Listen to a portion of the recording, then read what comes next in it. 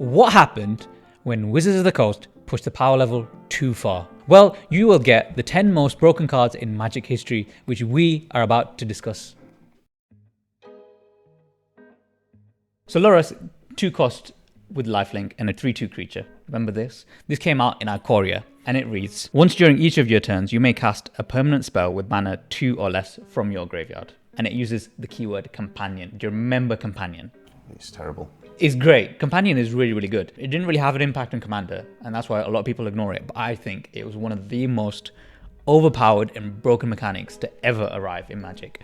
Companion, when it came out, it actually got rewritten by Wizards of the Coast, which is something that they do not like to do. They do not like to rewrite written keywords. So the way that Companion read when it first came out, at the beginning of the game, you had to reveal your Companion card before the game started. And as long as you met the criteria, then you could play that companion. It sort of sat in its own slot, kind of like a command zone, but it was in the sideboard. So you could cast it once from its own little zone from the sideboard for its actual cast cost. That made companions like way too powerful. It was absolutely ridiculous how powerful companions were. It was just like having another on-demand card and almost like having a commander in non-commander formats. Wizards of the Coast eventually caught on, realized that this was just broken as hell, and they're like, all right, well, we're going to increase the cost. So actually, when it sat on your sideboard, then you had to pay 3, then to bring it available into your hand, and then you had to cast it from your hand. So that's them saying, yeah, okay, this mechanic's pretty broken. Let's try this again. What do you guys think? Is this overpowered? Does this sound overpowered to you? Not broken. Not all recently put a list together with him as the commander. Oh, I don't know what you're talking about. So there you go. I think Luke's proven a point that he's really overpowered because he's made a list about it. And Luke only likes playing with really salty and overpowered commanders. So speaking of commander, Lutri was the one that really had its mark in Commander. Well, it didn't actually. It got banned before it got banned before release. Yeah, it got banned before release. But this card would basically have been an auto-include into any Commander decks that could play it. Lutri was a 3 cost. It cost 1+2 blue or red. Also a companion, and it flashed in. And it said, when Lutri enters, if you cast it, copy target instant or sorcery spell you control. You may choose new targets for that copy. So it's like on-demand Storm, basically. It was an on-demand copy, and there is cards that do the same thing nowadays. Not as companions, and they do cost more. But I think that the benefit of this was that it just sat in your companion slot, which is like a second command zone. So why wouldn't you just include this? And it didn't count towards your 99. True. And hence why they had to ban that. Like that was just literally stupidly overpowered. But that didn't make the list. I think actually Lurrus was more impactful, particularly in 1v1 formats. If you've got like cheap creatures in your graveyard, when they go to your graveyard every turn, Lurrus will let you bring them back without paying. You can cast 1. Yeah, 1 per turn. Depending on how...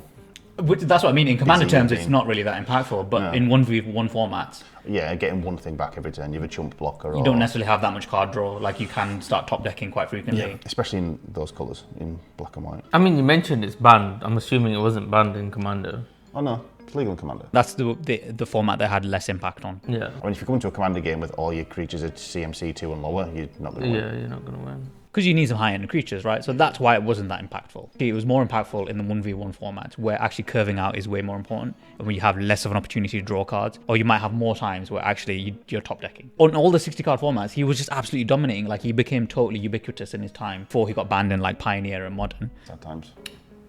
So at the time of banning, 31% of Modern decks were using Lurrus. Wow. Very impactful card then. Hugely impactful card. So they were using it in 2 decks. In particular, there was a Dimir deck and there's a Rakdos deck, which both required Lurrus to be anywhere near as efficient as they were at the time. Yeah, because he just fixes your bottom end, doesn't he? You just like a key piece gets removed, so just play it again in the next turn. Or that is a 3/2 is a good blocker. Exactly. So removal was just no longer impactful. You could get your cards back out. It didn't really matter if you were going to deck out or if you're going to run out of cards. Yeah, you could just keep. You just kept bringing them back. So Lurrus just brought so much more value to all of these decks that could be played with. Broken. Yeah, broken. Yeah. Broken. Do we agree it's broken? Yeah. In Commander, no. In Commander, no, it's not, because it's still legal in Commander, right? But yeah, he's banned for a reason, so yeah, I'd say broken. He's banned for a reason, I agree. He was banned. Lurrus deserves to be banned. No one plays Standard anyway, no one cares. Standard? Yeah. What's that? It's like really boring Pioneer. It's like current Pioneer. No. So actually the situation for Lurrus was even worse in some of the older Eternal formats of Legacy and Vintage. We had a whopping 55% meta share in Vintage decks at the time. That was the majority of decks, so chances are if you're going to play Vintage with somebody, they were playing Lurrus. And Vintage is generally quite an open format in terms of Doesn't have a big ban list. creativity. It doesn't have a huge ban list, no. The power level is extremely high. The speed of those vintage games is extremely high. And there's an emphasis more so on like high value, low cost creatures, which Lurrus exactly was. And what it brings it back from the graveyard too. So like it was too powerful. It was way too powerful for those sort of formats. Vintage bans, like we were saying, are actually quite rare. Usually they have something called restricted. Now I had to look this up. And I didn't even know restricted was a thing in Magic. I thought it just gets banned. And I know in Yu-Gi-Oh! It has something called like restricted and semi-restricted. Because you can have 3 copies of a card. If it's restricted, you can have 1 copy of a card. If it's semi-restricted, you can have 2 copies of a card. If it's restricted in Vintage, then you can only play 1 copy of a card. Right. But because it's a companion, you can only already have 1 copy of a card. So actually, it got a rare full-on banning in Vintage. Too powerful, way too powerful. But eventually, then, in 2022, it did get banned in Pioneer and Modern as well. Sad times. Number 9. Eye of Ugin. It reads, colorless Eldrazi spells you cast cost 2 less to cast, and you can spend 7 and tap it and search your library for a colorless creature card, reveal it, put it into your hand, then shuffle. But it's the first effect that was really the devastating effect. Now, I think without a bit of context, you can be like, oh, is this really that powerful? What do you think, Luke? Is this really that powerful? Well, law-wise, it don't make sense as Ugin sealed away the Eldrazi. Nobody cares about the law. You should do. The law's amazing. So I don't see why an artifact with his name in it would make Eldrazi cheaper. Yeah, Eldrazi are bad. Eldrazi are bad, aren't they're expensive for a reason. You don't want them on the field for cheap. Yeah, exactly. Like they're very expensive. Like lots of them play a really high curve, don't they? And that's what I first thought when I saw this card. It's 7 like, plus. Yeah, there's loads of really big high cost Eldrazi. And if you're a commander player like Lucius is here, then it's not surprising you would think such a thing. But actually, there's a whole period in MTG history that was named after the decks that use this, and it was called the Eldrazi Winter. So Eldrazi Winter was around the 2016 Pro Tour, which was for Oath of Gatewatch. Gatewatch and the Rise of the Eldrazi. Yeah, so it was a big Eldrazi set at the time. And Modern was the main format in this PT. There was 2 cards, 2 really pivotal cards that had just been banned at this point in time, and Splinter Twin and Summer Bloom. So Splinter Twin was a haste token generator, so it's just really great for aggro decks. And Summer Bloom was a green sorcery spell that let you play 3 additional lands. Crazy amount of ramp, like one of the best like ramp spells. See my landfall deck. Yeah, I'm not surprised. It's commander deck, so it's fine. So in this Pro Tour, unsurprisingly, the Eldrazi deck came out as the winner in this, but it has some interesting statistics around this that really gave it the name that it deserved of Eldrazi Winter. The Eldrazi deck, it was only about 8% of the actual deck submitted for the Pro Tour. It wasn't loads, it wasn't dominating the meta at the time, but it then made up 75% of the top 8 in the Pro Tour. So it goes to show that this deck was just absolutely nuts at the time, and there'd been a huge meta shift, so people were just sort of frantically trying to put decks together. And this turned out to be one of the top decks, if not the top deck at the time. Came in at just the right time. It was timed very perfectly. So just to put that in perspective, 1 in 5 Eldrazi players that went into the tournament then became top 8s. Deal. Pretty good. I've always thought Eldrazi expensive. Generally, probably commander only. I never considered them to be in a 60 card format to be as The thing is, as soon as effective. you slap a massive CMC on something, people will find a way to cheat them into play for free. It's probably what they did. Yeah. Well, yeah, this is interesting because my experience with Eldrazi is pretty much, as you said, Saad, it's just about these high CMC creatures. My experience was very much around Commander. Like, I didn't play Modern in the time. I wasn't really into the constructive... Or I didn't play Magic at the time. What was that, Lucius? Nothing? There was another really important card that I have to talk about in the Eldrazi deck. And it's one that I considered for this list. And it was Eldrazi Temple. Eldrazi Temple, you can tap for 1 colorless mana. Or you can tap it for 2 colorless mana and spend this only to cast colorless Eldrazi spells or activate abilities of colorless Eldrazi. You can see why it's pretty busted. Yeah. Slap that down with someone. It's pretty busted, but do you... Very specific though. Why do you think I choose Eye of Ugin over that? What do you think... A cost reduction is always better than getting extra. Exactly, so you have to tap that to get 2 mana, right? You can use it once per turn. Cost Eye of reductions are Ugin universal. literally just had a blanket sort of cost reduction of 2. Yeah, cost reductions are universal rather than just being for 1 spell. So you can play multiple spells. What if you had, say, an Eldrazi spell that only costs 2 mana? Could you have... Free. Exactly. 3 Eldrazi But spells. there's not many that only cost 2 mana. There were some that came out around the time of Zendikar. Could you have multiples of these? No, it's legendary. Oh, so it's legendary. Oh, it Oh, was the lands, legendary. yeah. The lands are legendary, so you can only Okay. have one copy of them. Yeah, I have Ugin's legendary, so That's fine. I'll throw it on a mirror box and then it's fine. So this was a turn 1 play at the time. Get this, right? So turn 1, you dropped multiple 2/1 Eldrazi Mimics, which are 2-cost Eldrazi. 2/1s doesn't sound too crazy at the moment, but imagine if you got 2 of these out, right? Let's just say in a decent play, 2 2/1s, turn 1. Turn 2, 4 damage. Turn 2, you drop a Thought Knot Seer, which is a 4/4, and it also gives you a free Thought Seize effect. Yeah, so the mimics copy it. That's the beauty of the Mimics, is that they copy that. So they suddenly become 4/4s. Yeah. So on turn 2, you've got 8 damage. That's nuts. You swing it for 8. But it's not over yet. So turn 3, imagine then you drop a Reality Smasher, which is a 5/5 Eldrazi. That's 18 damage, turn 3. Exactly, so that's game over. Pretty much. So 3 turns, and this you literally just dominate. It's absolutely insane, given you could get an Ugin out on your first turn and you could get 2 Mimics. So that's 22 Obviously, damage, turn 3.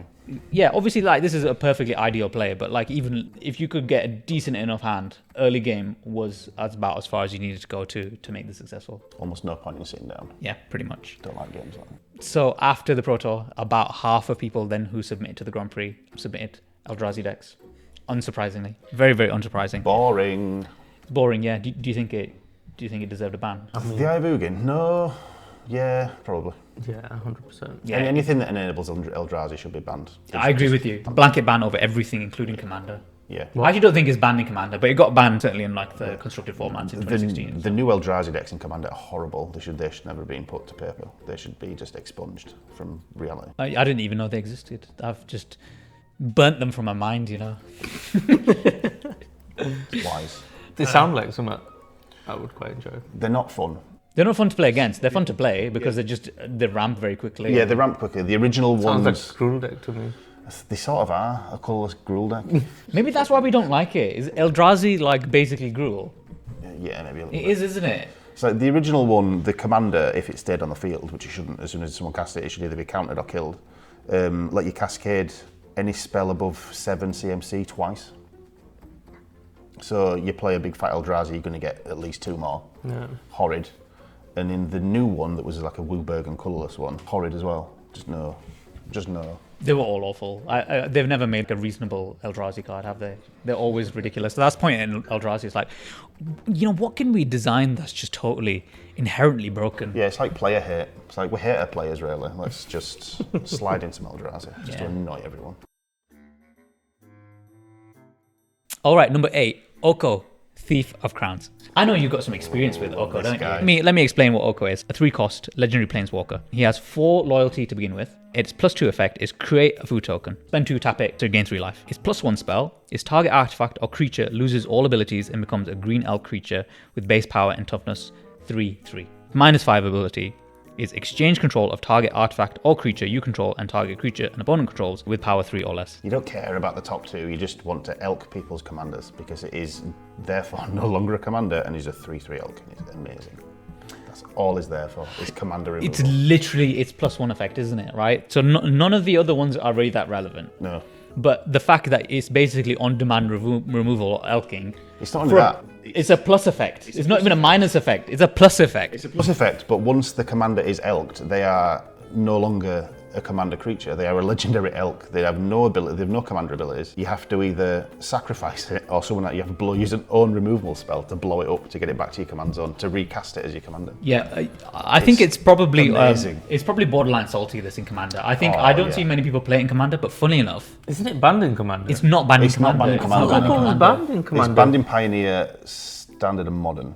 I mean, it seems like it's probably more impactful in something like Commander. There's so much planeswalker removal in Commander. There's so many things you can just counter it with. And if someone gets it on the field and then elks your commander, it's your fault for not dealing with it before it hit the field. The thing is, I think the reason it probably stuck around in Commander is probably because Planeswalkers are probably more vulnerable in Commander than they are in other formats. There's usually like loads of creatures out, and there'll be some douchebag Gruul player This guy. who will have some ridiculous creatures and take 2 combat phases and all this sort of BS. What is it, Clouth and the These Hellkite clouds Charger? alone. I What think did clouds ever do to you? makes Oko like really vulnerable in Commander, but the amount of value you get off of this. Let me just remind you how much this card costs. 3 mana for an on-demand +1 removal. That's absolutely nuts for a Planeswalker. He's also in the best colour pair as well, because he's in Simic, which is ramp for days. Yeah, I mean, you've got blue in there, so you're definitely on the right line in terms of one of the most powerful colours. This guy knows. Yeah, objectively the best colour. This guy knows. Green is It's got green in it as well. Okay, but you just brush away the red, and it becomes blue, and then it's already better. As long as it's green, that's all that matters. Oka's cool. I love Oka. Yeah, Yes. Oko is cool. Oka's very cool. 3 mana for the amount of utility that it gives you. Fine, okay, in Commander it's vulnerable, but in the 1v1 formats, Oh yeah, that's ridiculous. It is actually ridiculous, and it actually had some time where it was, being played in the 1v1 formats before it got banned in pretty much all of the major 1v1 formats. his newer iterations aren't as good. There's the Oka the Trickster is alright, and the one from Thunder Junction's just not worth. You put that and take it out of your deck and throw it away. It's rubbish. Yeah, I mean, they kind of had to tame down their Okos, didn't they? Tame it. They defanged him and took all his bones out. It's just like, this is not Oko. This is just a paper thing you wave at someone. It's And not much that's worse than annoying. just making a card that's clearly overpowered from the get-go. Yeah. It just basically turned into a card that was for Commander. True. Oko's still good. Oko is cool. Long live Oko. Long live Oko. So in the 1v1 formats, just imagine how much utility that would give you. Like even your own cards you can consider elking. There's a really famous game of Vintage. A person played Oko and then won by +1ing and elking his own Black Lotus. Ooh. And then swung for lethal damage. Literally, you could do that as well. Like you can go the other direction and not use it as a removal spell per se, but actually use it to buff your own artifacts. Yeah, I'm not. And you've got stuff like that. Power 9s in here, like your Moxes and whatnot, which are free to cast out. Yeah. Yeah, it's basically a 3/3/3. A 3/3/3, yeah. Absolutely insane. Do they stay as artifacts, though? Do they have summoning sickness? If you then... they probably do, because it becomes a creature, yeah. Yeah, if you play the same turn and it becomes a creature, it would still have summoning sickness, but just throw in a haste enable. There's another sort of elephant in the room I have to address here, because there was a card that I considered for the same slot. And it serves a similar purpose. I think you know this card, because it's been quite talked about recently, which is Nadu. So Nadu is a 3-cost legendary creature. It's a bird wizard, and it has flying, and it says creatures you control have, whenever this creature becomes a target of a spell or ability, reveal the top card of your library. If it's a land card, put it into the battlefield. Otherwise, put it into your hand. The ability triggers only twice each turn. I had to read this one a few times to realize why it was so overpowered, because I hadn't really come across it in Commander before then, but this was mostly Commander that this was causing problems. Yeah, having free ramp. So it's free ramp, but basically you get 2 triggers per creature on your board. And all you need to do is get Nadu out, and every creature has that effect. Yeah, you could just play combat tricks and buff your own creatures. Just land. So the big issue that they had in Commander is essentially that your turns took 20 minutes because you had to do all of those triggers. So imagine you got Scoot Swarm, let's say, for example, right? Remember what Scoot Swarm does? It just exponentially increases the number of... yeah, it goes silly on a ham sandwich. It goes silly on a ham sandwich, yeah. So it just makes loads of Scoots. What are the tokens called? Well, it's just a 1/1 insect. It's just a 1/1 insect token, yeah, But that's it it. eventually copies itself once you've got 8 lands or something. Yeah, so it doubles it and then doubles it and wherever, and you just got loads of these tokens. And then if any of those ever get targeted, then boom, trigger goes off. You have to do that. Boom, trigger goes off. You have to do that. Boom, trigger goes off. Somebody targets you. So it's just going to keep going on and on. So the turns were like 20 minutes. What it usually ended up in was Nadu actually winning the game.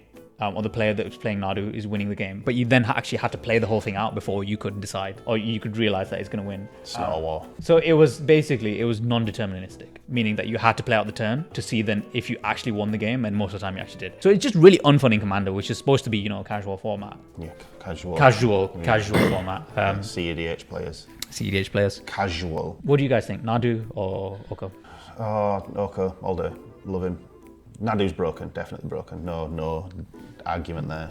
Oko's fine. Yeah, Nadu deserved its ban, just because it's so unfun. Like, I think that... Yeah, once everyone starts wanting and playing the same thing, it should just be disposed of. That's an interesting thought that I'm going to come back to. But the reason I think I ended up going for Oko is because it was just too powerful and too impactful on the 1v1 formats, whereas Nadu was just very focused around Commander. It can be very impactful in Commander as well, Oko. If you get something like the Chain Veil out, where so you can use him twice, that's 2 of your opponents that no longer have a Commander, or it's 2 of your own things that are now possibly 1/1s, or even treasure tokens that are now 3/3s. The point I'm making is that I don't think Nadu had nearly as much as an impact on 1v1 formats. No, probably not. But Commander is the most popular format, so they're going to keep the Commander geeks. Well, I'm going to edit that part of the video. I don't want any of my audience to know that. Don't play Commander. Play Oathbreaker instead. Play Oathbreaker instead, yeah. All right, so the next card, Underworld Breach. Reanimation spell. it is a 2-cost red enchantment, and it reads, each non-land card in your graveyard has escape. The escape cost is equal to the card's mana cost plus exile 3 other cards from your graveyard, and it says you may cast cards from your graveyard for their escape cost. And then at the beginning of your end step, sacrifice Underworld Breach. Overpowered? Broken? It could be a rescue card if you've been milled to the hilt and you've just got, you know what, Underworld Breach, here's all my creatures. Having exiled everything else. Is one way to do it. In fact, you can do all of them because you've got mana, but no, I don't think it's broken. I don't think it was that broken when I first read this, but then I have to give you a little bit of context of why I think this goes down as one of the most broken cards in MTG history. There are 2 similar cards that are worth mentioning here that have similar sort of effects to Underworld Breach. First one is Yawgmoth's Will, which is 2+ blue for a sorcery. It says, Yawgmoth's Will, which is 2+ a black, is a sorcery spell that says, until end of turn, you may play lands and cast spells from your graveyard. If a card would be put into your graveyard from anywhere this turn, exile that card instead. So immediately there's something that says to me that Underworld Breach is way more powerful compared to Yawgmoth's Will, which is the fact that you do not have to then exile a card after you've played it. True, but you could get all your creatures and all your lands out with Yawgmoth's Will. Underworld Breach you don't have to exile. That's the thing, so you can keep playing the spell, so it goes back into the graveyard. True, yeah, so combine this with fast mana. Yeah, fast mana in an Izzet deck, or in any Spellslinger deck, not necessarily Izzet. Yeah, you could just be bolt. Basically, yeah. So Yawgmoth's Will was kind of is the OG version of this card, and it was playing in lots of Storm decks at the time. So Storm was kind of repeating instants and sorcery spells. Yawgmoth's Will, I'd consider it better in a creature-heavy deck. You throw it down, you just get all your creatures back out, and then you don't have to exile them because they're not entering the graveyard again. The reason why I think Underworld Breach was more useful is because you can just play your ritual spells. And you basically just need one ritual spell in there. As long as you've got a pretty decent sized graveyard, you just play the ritual spells over and over again to give you as much mana as you need. And then you cast all those spells. Or an X spell. Yeah. And if you've got more Underworld Breaches, then you just play them again, given that you still have cards in your graveyard to exile. The Yawgmoth's Will decks, basically, they played it so you played all the ritual spells. You had a surplus of mana, and then you killed your opponent using the card Tendrils of Agony, which is 2+2 black, a sorcery spell. It says target player loses 2 life and you gain 2 life, and then it has Storm. So you're basically just getting tons and tons of Storm triggers by playing all of the Dark Rituals, and then basically you pop that off for lethal damage. If you manage to get 10 Storm triggers, then yeah, boom, you've won the game. But Underworld Breach is more broken because you can just replay your ritual spells. As long as you've got cards to exile, you're just in a loop then, aren't you? I'll play this, it's going to be able to exile 3 more cards. Though you'd want one that does more than 3 mana. Something like Seething Song, which I think's 2 and a red gets you 5 mana. It'd be the better one to play. So the combo for Underworld Breach was Brain Freeze. Yeah, okay. So Brain Freeze is a blue card, 1+1 blue, in an instant spell, and it says target player mills 3 cards, and then it has a Storm. Yeah. So you're playing all your ritual spells. Even if you just had one ritual spell, play it, go back, play it, go back. Yeah. As long as you've got the cards to exile. Yeah, you'd be netting 1 mana each time anyway, because most of the ritual spells are 2.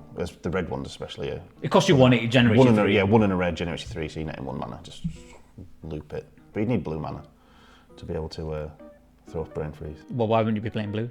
Why wouldn't you be playing blue? Why wouldn't you be playing blue, Sard? The real question is, why would you be playing blue? So like in the older Eternal formats like Vintage and Legacy, they used Lion's Eye Diamond, which is sack this, discard your hand and gain 3 mana. Or of course Black Lotus, which is free mana basically, because it costs you nothing. It goes to graveyard, comes back from graveyard, cast it again. So basically you just get a surplus of mana from that. So they could make Black Lotus better by just making it enter tapped. Trying to claim that there's a better way to make the most powerful card in Magic. It made it less broken if it enter tapped. Yeah, they had their second attempts at like Black Lotus, didn't they though? The best one was from one of the unsets. You just rip it up. So the benefit of Underworld Breach is that basically you don't have to exile, so you can recast those cards. So your ritual spells, combine it with stuff like Lion's Eye Diamond and Black Lotus, and suddenly you can just generate mana for free using Underworld Breach. And you use it with Brain Freeze. So Brain Freeze was the key card in the Underworld Breach combo. You cast it on yourself to give yourself a sizable Give yourself fuel for Underworld Breach. Exactly, give yourself the fuel for Underworld Breach. And then when your storm count is high enough, play it on your opponent, they mill out their whole deck, end turn, and you win the game immediately. Savage, isn't it? Absolutely brutal. When you're spending that much money on the cards you've mentioned, though, it's... Yeah, Lion's Eye Diamonds. You deserve to have a powerful card. I don't think Underworld Breach is stupidly expensive, though, because it's a Theros Beyond Death. It's not. I mean, the rest of the cards you mentioned is just some old bastards playing their old ass cards, isn't it? Let's move on. Broken? I don't know, just expensive. That combo is, but Underworld Breach by itself, there's a lot of utility it could do in. You're just saying that to argue against me, don't you? That's because I've got a copy of it and I want to use it. So it's legal in Commander then, I'm assuming. It is legal in Modern, Vintage, Commander and Historic. Yeah, Historic's not a real format. Which no one plays. Nobody plays Historic. Neither's Commander. Commander's not real. Banned in Pioneer though. Banned in Pioneer. Yeah, I've never seen it. for good reason For as good well. reason, We just discussed that entire disgusting combo. Yeah, I think the power level's not quite there in Pioneer at the moment, is it, to sort of accommodate that? Yeah, it'd be probably a waste as well. There's some powerful cards in Pioneer, but This Foundation's going to change it. yeah, definitely. I think Pioneer's going to be very different soon enough. Yeah, I think everything's going to be different soon. And then all of these cards are going to get unbanned in Pioneer. And then they're going to bring Black Lotus to Pioneer. No. All right, so number 6, Thassa's Oracle. Okay, so this wouldn't be a top 10 most broken card without mentioning Thassa's Oracle, also lovingly known as Thoracle. So Thassa's Oracle is a creature spell that costs 2 blue. It's a Merfolk wizard and it reads, when Thassa's Oracle enters, look at the top X cards of your library, where X is your devotion to blue. Put up to one of them on top of your library and the rest on the bottom of your library in a random order. If X is greater than or equal to the number of cards in your library, you win the game. To explain devotion, each blue in the mana cost of permanents you control counts towards your devotion to blue. Broken? No. Have you played against it in Commander? Yep. You don't think it's broken? It can be used as a scry effect. You don't have to win the game with it. It's mainly how it's used because it's just a cheap ass. I don't know. I've seen some CDH decks that pretty much play around it as a win con. Yeah, it's because it's not real. No. I think CDH is real, actually. Just yeah, it is, but it shouldn't be. It can set a specific card at the top of your deck. How many formats do you think Thoracle is banned in? Probably most of them. Thought? Everything but Take a Commander. guess. I would assume only Commander potentially. It's actually fully paper legal. Wow. Really? Yeah, it is. Which is really funny. I didn't realize it's actually just illegal in pretty much everything, despite it being one of the most broken cards and one of the most iconic sort of broken cards in Magic history. Clearly not broken then. Yeah. It's obviously perfectly acceptable. Apparently, Are you perfectly telling me acceptable. Wizards of the Coast don't know how to ban and not ban cards? I think it's probably most infamous for stuff like CEDH, which Wizards don't have a huge amount of input in that actual format. Up until now. I still think it's broken. I've never seen anyone win a game with it in any Commander game I've ever played. I've seen it played a few times. I've definitely seen a game where they did the Thoracle combo and I was just very bored and uninterested. But the thing is, if someone's exiles their entire library, you know Thoracle's coming. Keep a counter spell up in your hand. If you get Thoracled and you lose, it is your fault for not being prepared for So that. that's the only way you can interact with Thoracle. Yeah. Either that or have other machines on the field. You can't get ETBs. Someone Thoracles you, alright, it's a 2-drop 2/2. Nice Yeah, I chunk suppose that's one of the blocking. reasons why that Elishanon version is particularly expensive, despite, I mean, apart from its other effects, this is a ridiculously powerful I mean, yeah, card you too. stick it in any Blink deck and you're just laughing. Yeah, I mean, despite Nadu getting banned, this actually remains legal in Commander for some bizarre reason, probably related to it having significance in CDH. And they're vicious, so you don't want to annoy the CDH nerds. You know, I thought that there might have been a ban for Thoracle coming up with a ban announcement. I think Nadu was an obvious one. People were expecting Nadu to get banned. Yeah. If the rules committee keep talking about how Commander is meant to be like a casual format and then they don't consider how unfun Thoracle is to play against in casual formats. With a casual format, just ban all the win cons. Then it's casual, and you can't just win without that. Some win cons are alright, like Revel in the Riches is fine. Only because you win by it. Don't you think the real question in regards to all of this is why is the ban list the same for CEDH and Commander? I think it's going in that direction. I think Wizards would probably take the direction of doing that and splitting the two formats and having separate ban lists. It's too early for them to say because they haven't made any announcements since taking over the rules. They are two different formats, though. They are two Commander and different CDH play completely differently. And if you're going to sit at a Commander table and your game's going to last 5 turns, don't bother sitting down. I think if you're going to come to a Commander table and play flipping Thoracle on it, then you need to go to the CDH table. Yeah, it's not the Stop sort of embarrassing thing. yourself. It's not the sort of thing you play at an average table. Yeah. If you sat at a table that's playing high power decks, maybe. But you go sit at a casual table with level 7 decks. Someone Thoracles you just punch them in the face, flip the table, and leave the shop. Not necessarily in that order, except leave the shop. So it's most well known the combo in Commander. What you're trying to do is cast Thoracle when the size of your library is less than your devotion to blue. So there's kind of like 2 or 3 cards which are sort of key to this combo. Demonic Consultation and Tainted Pact. We'll also talk about Doomsday, but I think the first 2 are the most important ones. So Demonic Consultation, it says, choose a card name, exile the top 6 cards of your library, then reveal cards from your hand and exile all of the cards revealed this way. Make sense? Yeah. So you basically just name a card that's not in your deck. you deck yourself out. Yep. Then drop a Thoracle. And then drop a Thoracle, yeah. Where your library is 0. So instant win. There's also a Tainted Pact. Exile the top card of your library. You may put that card into your hand unless it has the same name as another card exiled this way. Repeat this process until you put a card into your hand or you exile 2 cards with the same name, whichever ones comes first. But being commander, you've only got 1 copy of a card. All lands. So you deck yourself out, play Thoracle, and win. Boring. Boring, yeah. I mean, the Thoracle is boring. I don't think it's an exciting combo whatsoever, and it's just really unfun to play against. I mean, as a win con, it's signposted as well. You see someone play one of these cards, and you're just like, oh, okay, then you just start packing up. But the thing is like, you just need counter magic. It's the only way to interact with this. Or something that stops enters effects. But if you try to then remove Thoracle while it's on the board, it still resolves its effects. So you could still get the win con. So if you don't have someone playing blue on the table, basically, yeah. So if there's no blue on the table, you might as well just pack up the game at that point. Anticlimactic finish to the game. There's also Doomsday, which says search your library and graveyard for 5 cards and exile the rest. Put the chosen cards on top of your library in any order. You lose half your life, rounded up. You've made your library 5. You've got Devotion 5. And then you've won. Harder to pull off than Tainted Pact and Demonic Consultation, without a doubt. It became most famous because of a very infamous deck called Manaless Dredge. Manaless Dredge. The reason it was called Manaless is because there's literally no land cards in this deck. And it used the Dredge mechanic. Do you guys know how Dredge works? Basically, it allows you to return a card from your graveyard back to your hand. So when it says Dredge 3, you have to mill 3 cards, and then you can return that card from your graveyard. Yeah, so you're basically bringing like Thoracle back from your graveyard, aren't you? So the combo played, you cast Balustrade Spy, which lets you mill until a land is revealed. But being manaless, you mill your whole deck. And then you play Dread Return, which reanimates Thoracle. Cast Thoracle, win. Dredge cards to reanimate cards. So yeah, so potentially a turn 2 win with Thoracle. Yeah, right, that card's busted. Yeah. Why is it not banned? Why? Wizards, please ban this card. Well, it seems that rather than banning the cards, the actual Thassa's Oracle, they've banned cards that make it work. Well, yeah, so Thassa's Oracle can be used in other decks, can't it? Yeah. So that's kind of like what their strategy is, rather than banning the one ridiculous card. Yeah, because that amoeba thing that they kept returning, that's banned in just about every format, because I've tried building a deck with it. I wonder if that's why they banned it. Is it just to sort of... Possibly, yeah. To stop, nullify to stop Manaless that. Dredge. Turn 2 wins. Turn 2 wins, yeah. Turned into Yu-Gi-Oh now, hasn't it? Do you want to play some Vintage? This sounds like a very fun combo. I do like combo decks.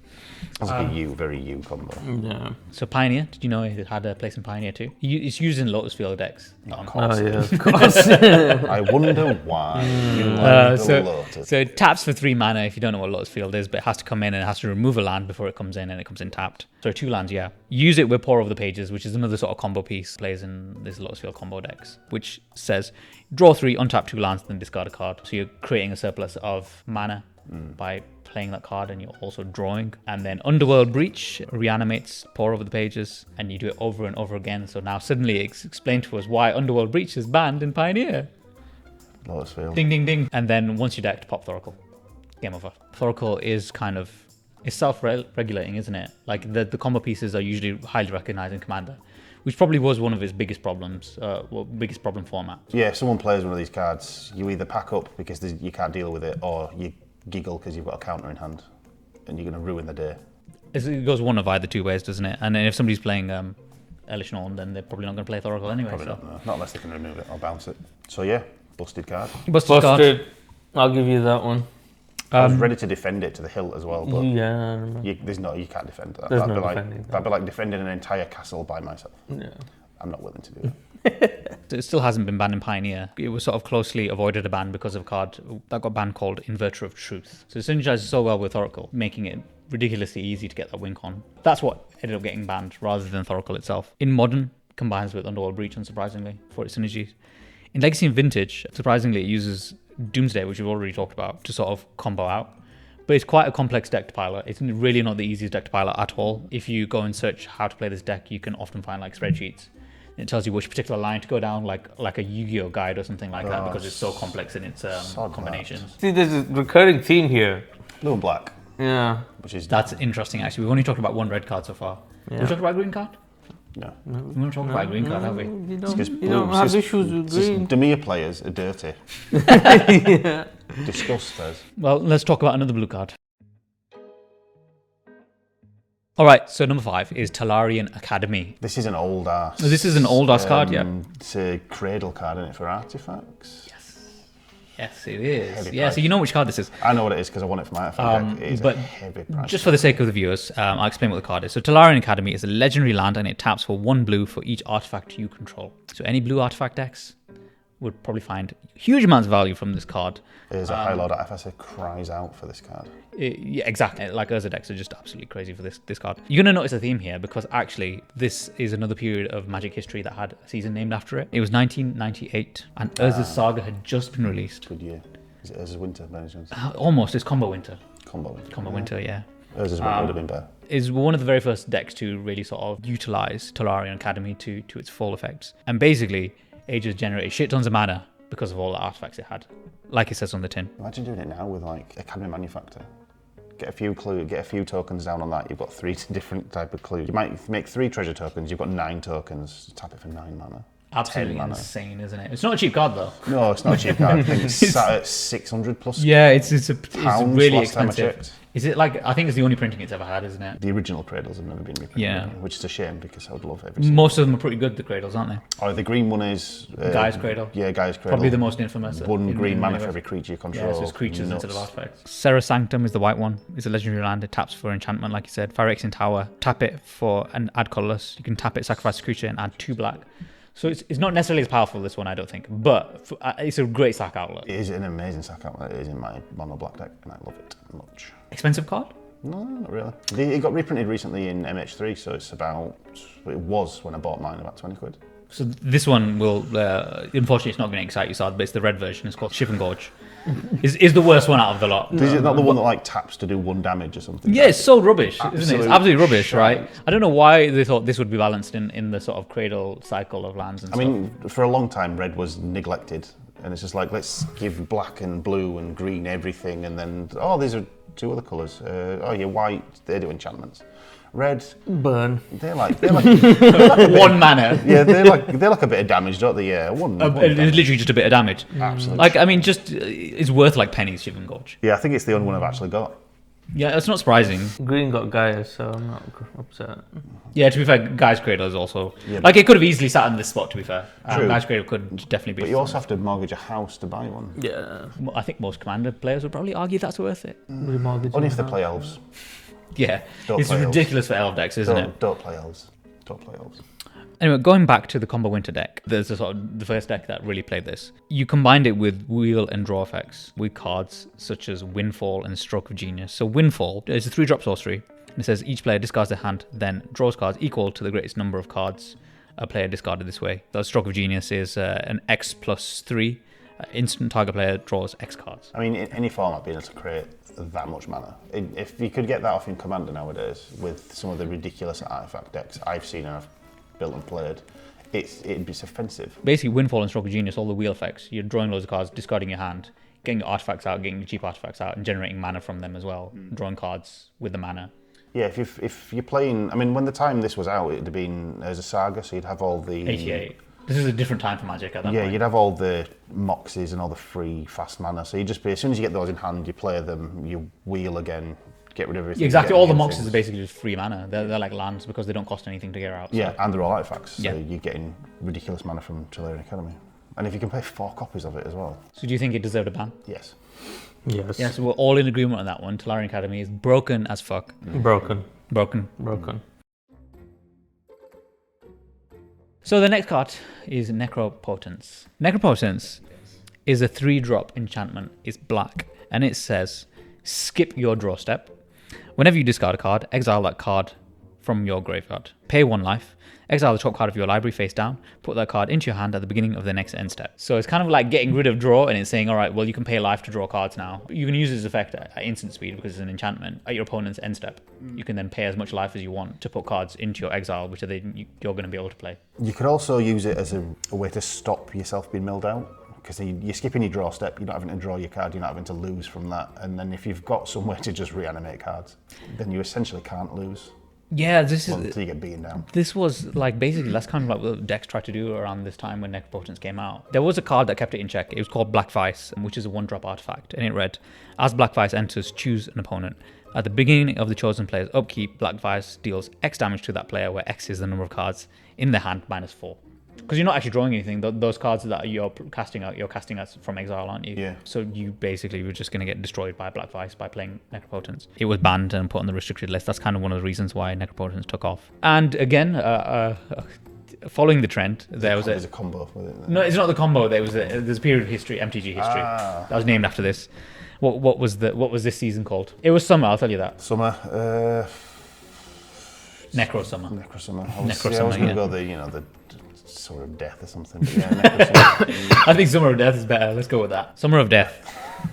We'll just rename history. Yeah, Renaming history, yeah. This was the summer of 1996, so this was quite early on in Magic history. And Necropotence at that point basically was just dominating the meta.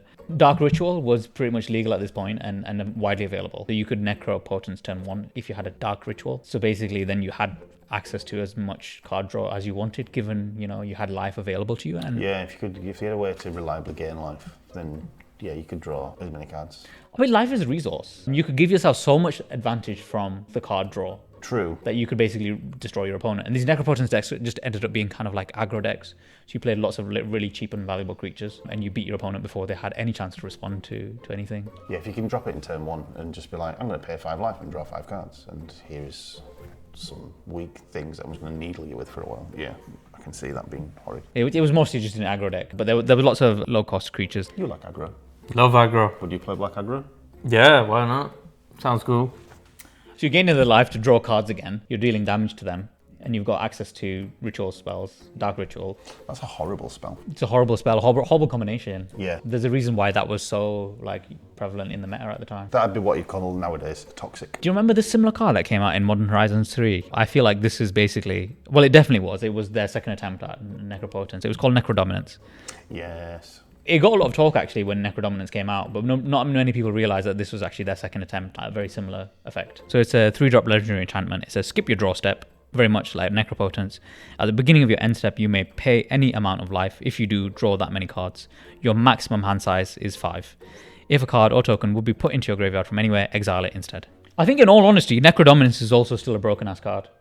It's really, really broken. Like even having a hand limit of 5, just being able to on-demand draw cards. I still think it's still a very, very powerful card. And I think it's reflected in its card's price as well. Especially in Commander, because if you say it's 3 mana? Yeah, 3 black. 3 black. So yeah, throw down like Dark Ritual again, you've got it turn 1. You have infinite card draw as long as you've got life. Yeah, still busted. That card draw is probably one of the most powerful resources in Magic. Especially in Commander, when games can run long and you can run out of gas very easily. Being able to just be like, you know what, I'm on 10 life. I'm going to slap 5 life down, draw 5 cards, I win the game. Yeah, busted. Busted as hell. Broken ass. Broken ass card. All right, we're going to move on to number 3. Treasure Cruise. No. Treasure Cruise. Treasure Cruise. No. Let me read what it does. Okay. This is an interesting one. You're seeing a trend here of blue and black cards. Aren't we? Treasure Cruise is a sorcery spell. It is 8-drop and it has Delve, which says each card you exile from your graveyard while casting the spell pays for 1 mana. And that's one of the colorless ones, so you have to spend 7 colorless plus 1 blue. And then it says draw 3 cards. So it's a draw 3 card spell basically. You can delve, so you can reduce the cost of it by exiling cards from your graveyard. It is their second attempt at Ancestral Recall. Yes, it is precisely that. So let's explain Ancestral Recall, which is ridiculous. Okay, so Ancestral Recall, arguably the best card ever printed. it's the best card draw ever printed. Probably not even It's arguable. not arguable. It's the objectively the best ever card printed. draw card ever printed. Yeah, it is. It is for 1 blue at instant speed. Target player draws 3 cards. If like Pot of Greed could ever translate into Magic, Yeah, that's it. that's it, isn't it? I mean, the closest thing you've got to that is Opt, which is scry 1, then draw 1 for 1 mana, which is Which is a good spell. Like Opt is in so many formats. true. You can check a card, don't like it, bottom it, and then it replaces itself. True, but drawing 3 cards. Treasure Cruise is an amazing card. It makes Is It Phoenix in Pioneer work. Yeah, and Treasure Cruise basically give playability to so many different decks. Like it's such a good card draw, and even its rebalancing of it. Yeah, they're having to exile cards from graveyard. It's fine. It's not broken at all. It's fine, yeah. Particularly if you're playing a recursion deck like Phoenix. In your Phoenix deck, once you've cast spells, they're gone. You can't interact with them anymore. This is a way to get more value out of the cards you've used. And just don't exile your Phoenixes or you're going to lose. Basically, yep. Yeah, I've done that once. By accident, but I did it once. The thing is these days is that actually it's pretty easy to fill up your graveyard with like fetches and stuff. Yeah, fetch lands. Evolving Wilds. Evolving Wilds. Terraformic The Expanse. best card. So Terramorphic Expanse, like you've got all of these high value, Yeah. fantastic cards that are really easy to fill up and build up the resource that is your graveyard. Yeah, it's like if your life's your resource, the graveyard's a resource as well. It just there's only specific cards and specific archetypes that ever actually deal with it. But having it in blue is amazing. It's absolutely amazing. It's usually a black and a green when you've got Golgari players. So do you think Treasure Cruise got banned in any format? Well, it's not banned in Pioneer.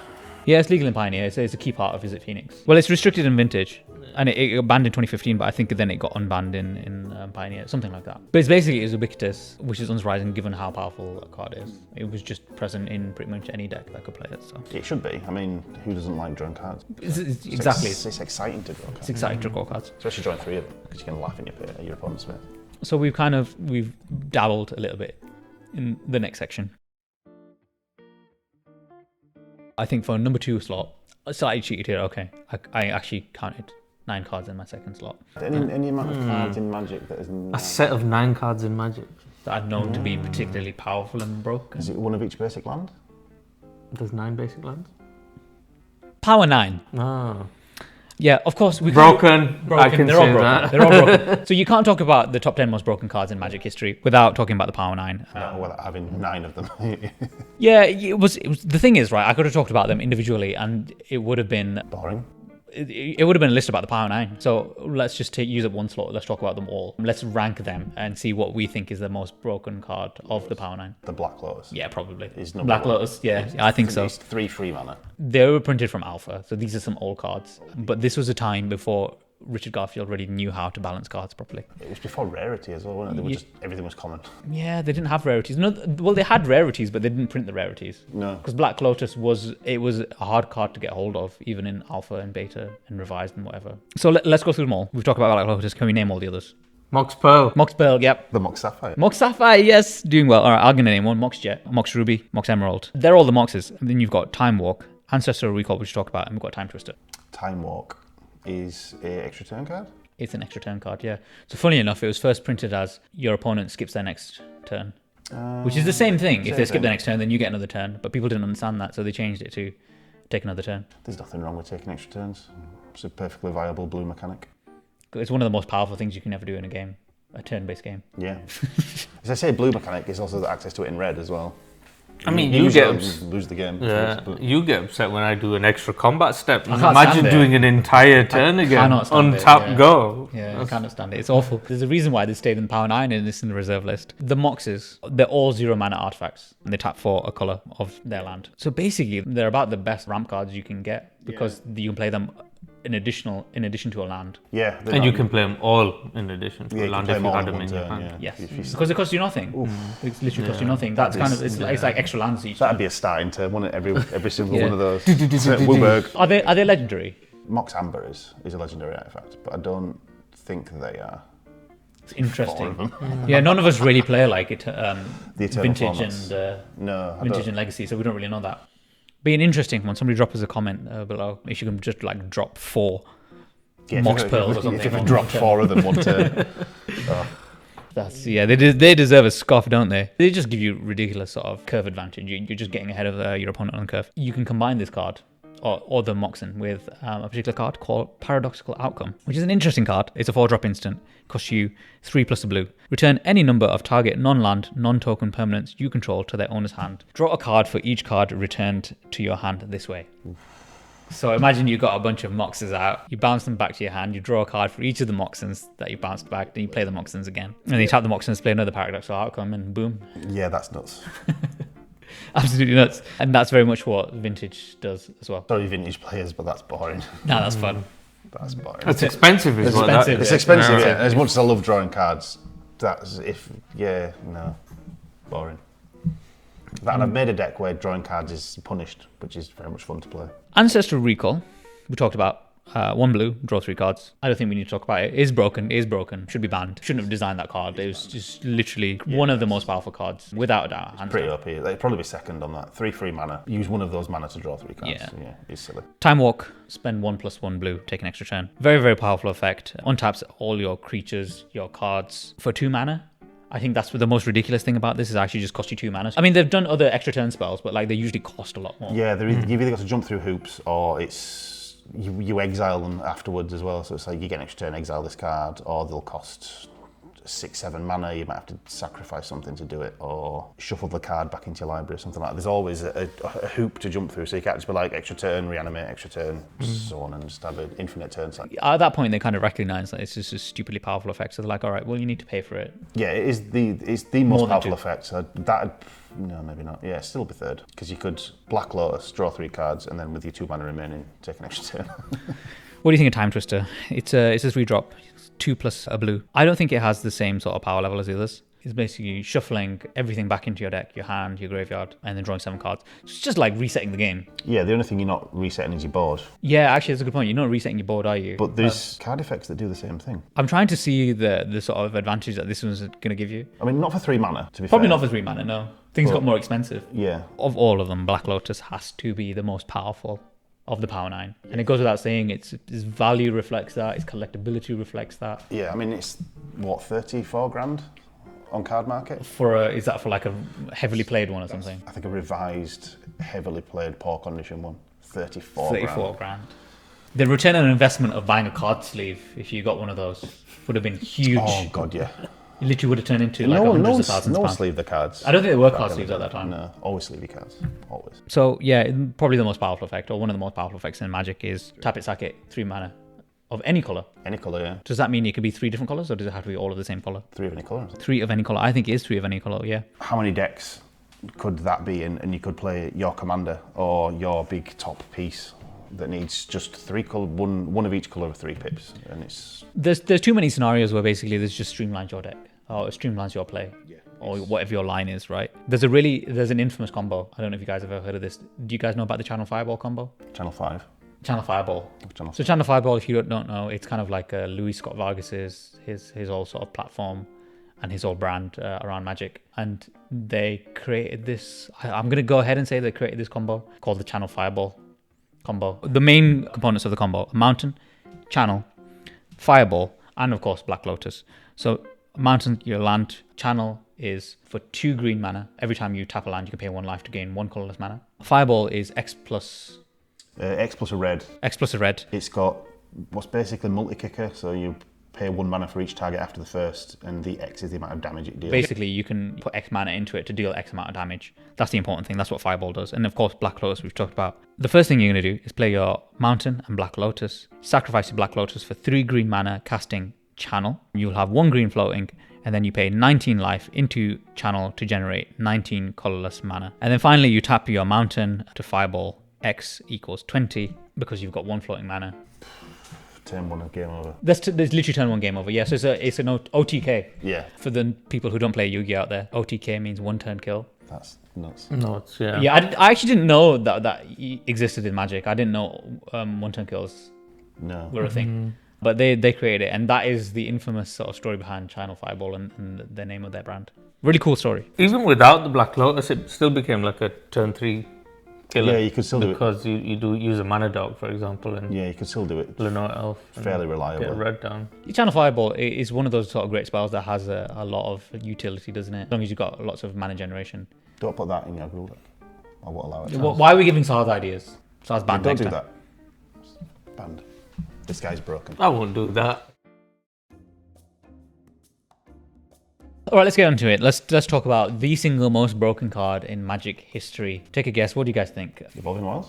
Evolving Wilds? The most broken card of all time. Yeah. Is it the basic land without which nothing? I'm just going to go ahead and say it, right? Soul Ring. Yeah, busted. It's busted. Don't need to All right. Why does everyone hate on Soul Ring? Oh, I'll explain to you now. Well, I don't get it. Everyone has one. That's it. And it's because everyone cheap. has one. So chill out. I don't think the price should have any impact on its legality. It's only cheap because it's reprinted in every commander deck. Yeah. But they made it ubiquitous in Commander decks, haven't they? So everyone has the opportunity to have one. So when we talk about Lutri, the companion card, the Is It companion card, the reason it got banned in Commander is because they realized that basically it's going to become ubiquitous in Is It decks.